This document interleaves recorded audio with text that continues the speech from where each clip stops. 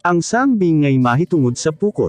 Mateo Kapitulo 13, 47, 52. Ang paghari sa Dios na hisama asab sa pukot nga gitaktak didto sa dagat, ug nagkalain-lain ang mga isda nga nakuha.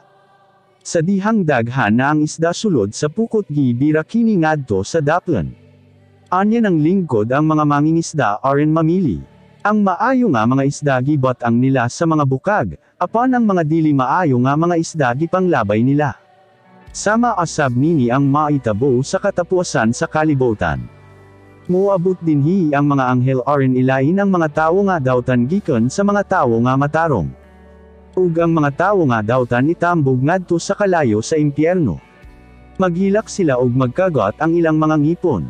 Anya nang ngutana si Jesus kanila, nasabtan ba ninyo ang tanan ko nga gipanalti?